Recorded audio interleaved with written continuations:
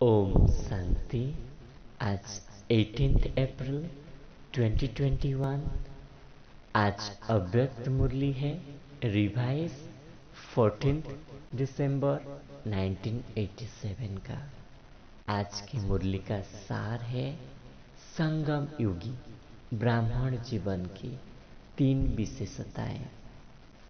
तो आज बाप दादा अपने सर्व सदा साथ रहने वाले, सदा सहयोगी बन सेवा के साथी बनने वाले श्रेष्ठ आत्माओं को देख रहे थे, श्रेष्ठ बच्चों को देख रहे थे। तो बाबा ने क्या देखा? तो बाबा ने आज मुख्य बच्चों में 3 बात की विशेषताएं देख रहे थे। तो बाबा ने पहले विशेषता देखी योगी तो आत्मा, फिर ज्ञानी तो आत्मा, फिर बाप समान कर्मातीत आत्मा। तो बाबा ने कहा इन तीनों ही विशेषताओं में अगर एक विशेषता की भी कमी है तो ब्राह्मण जीवन की विशेषताओं की संपूर्ण अनुभव, संपूर्ण सुखमय प्राप्ति से वंचित रह जाएंगे। क्योंकि बाप दादा सभी बच्चों को संपूर्ण वरदान देते हैं, नंबरवार नहीं, यथाशक्ति नहीं, संपूर्ण वरदान। तो बाबा ने कहा योगी तू आत्मा वो है जो सदा बाप को साथ रखने वाले, बाबा के साथ रहने वाले, और ज्ञानी तो आत्मा वो है जो सदा ज्ञान स्वरूप बनकर सेवा में तत्पर रहे। और फिर बाबा ने कहा कर्मातीत, कर्मातीत अवस्था माना बाप समान स्थिति बनाने वाले।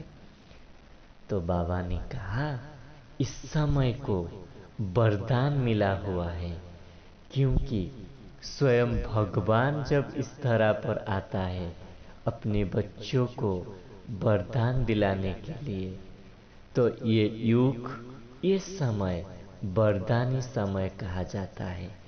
क्योंकि एक के बदले पदम गुना मिल जाता है।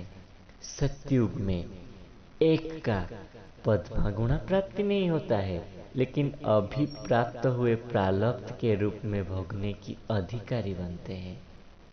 सिर्फ जमा किया हुआ खाते हुए नीचे आते जाते हैं। लेकिन इस संगम युग में हम संपूर्ण अवस्था को माना 16 कला संपूर्ण प्राप्ति को हम इस समय प्राप्त करते हैं। तो बाबा ने कहा इस समय बाप के झूले में झूल रहे हो ना, कभी खुशी के झूले में, कभी सुख के झूले में, कभी बाप की गोदी में, आनंद में, प्रेम में, शांति के झूले में झूलते हो ना। झूलना अर्थात मौज मनाना। और इस समय बाप ने खुले दिल से सर्व प्राप्तियों की भंडार वरदान के रूप में, वर्षा के रूप में सब कुछ दे दिया है। जितना उतना का हिसाब नहीं, एक का पद्मा गुना हिसाब रखते हैं। सिर्फ अपने पुरुषार्थ और प्रारब्ध पाई ऐसे नहीं कहते हैं, लेकिन रहम दिल बन, दाता बन, विधाता बन, हर सेकेंड मददगार बनते हैं। फिर बाबा ने कहा अभी रहम दिल बन, हिसाब किताब चुक्त कराने के लिए बाबा माफ भी कर देते हैं।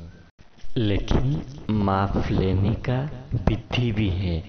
एक विधि है सिर्फ दिल से महसूस करना अर्थात माफ होना। फिर कोई कोई बच्चे चतुराई दिखाते हैं, वातावरण को देखते हुए ये सोचते हैं अभी तो महसूस कर ले, माफी ले लो, आगे देखेंगे। लेकिन बाप भी नॉलेजफुल है, जानते हैं फिर मुस्कुराते छोड़ देते हैं, लेकिन माफी मंजूर नहीं करते। बिना विधि के सिद्धि प्राप्त नहीं कर सकते हो। तो बाबा ने कहा, वरदान समय पर वरदान नहीं लेते हो तो फिर किस समय लेंगे? समय समाप्त हुआ, समय प्रमाण, यह समय की विशेषता भी सब समाप्त हो जाएगी।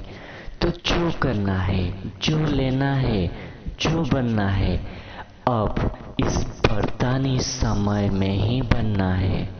तो बाबा ने कहा, ये 3 बातों को चेक करो, स्वयं को जानना, बाप को जानना, और जितना ये महत्व, समय का महत्व को जानते हो, उतना ही समझदार बनते हो।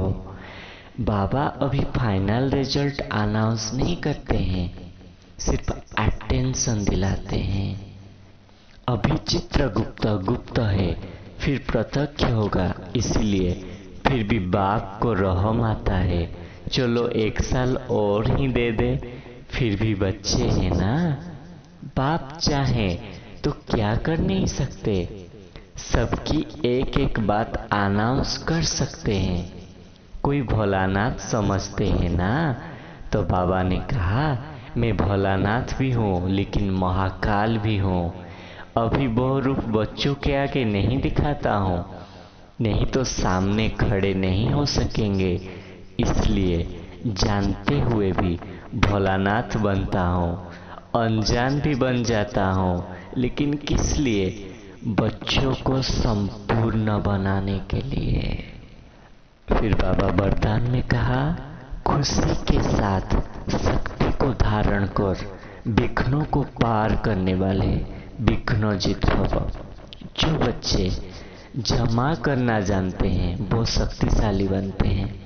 यदि अभी अभी कमाया, अभी अभी बांटा, स्वयं में समाया नहीं, तो शक्ति नहीं रहती। सिर्फ बांटने व दान करने की खुशी रहती है। खुशी के साथ साथ शक्ति हो तो सहज ही विघ्नों को पार कर विघ्नजित बन जाएंगे। फिर बाबा स्लोगन में कहा, परिस्थितियों में घबराने के बजाय उन्हें शिक्षक समझकर पाठ सीख लो, तो हम परिस्थिति में घबराएंगे नहीं, उससे शिक्षा लेकर शिक्षक बन जाएंगे। ओम शांति।